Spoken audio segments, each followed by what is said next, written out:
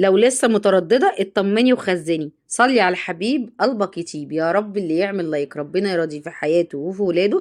هفضل ادعي لكم الدعاء ده لكل واحد وواحدة سمع الفيديو عمل لايك علق في الكومنتات، ان شاء الله الدعاء يكون من نصيبك. في ساعة زمن عملت الغدا، الصلصة مسبكاها لما كانت الطماطم ب5 جنيه، حاليا الطماطم ب15 جنيه طارية، والخضرة ب20 وبتوصل كمان ل25.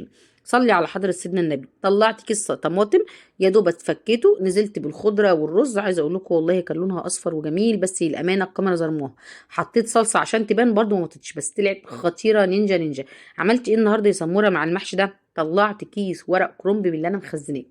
الكرنب اليومين دول سعره رخيص، حاليا ب 12 جنيه ب 15 جنيه الكرنبويه. هاتيلي كام واحده حلوين كده، خزنيهم بط او غير بتريكات بسيطه. ربع كوبايه لبن، هتحطي الورقايه 3 ثواني هتطلعيها ما شاء الله وتخزنيه. مش هترمي ولا ورق، ده المتخزن بطلعه من الفريزر، احطه في شويه ميه فاترين من الحنفيه بيفك، وابدا احشي فيه.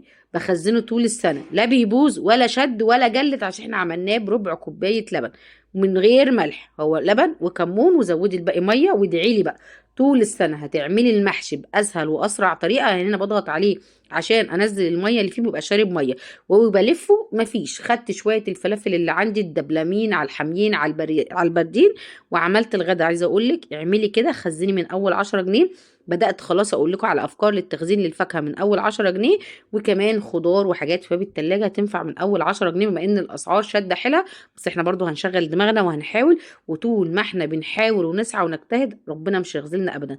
انا بسوي المحشي بطريقه مختلفه شويه، بخلي الميه فوقيه بعقله وبعامله زي معامله الرز. اول ما بيتشرب بوطي عليه، بيستوي في نص ساعه بس.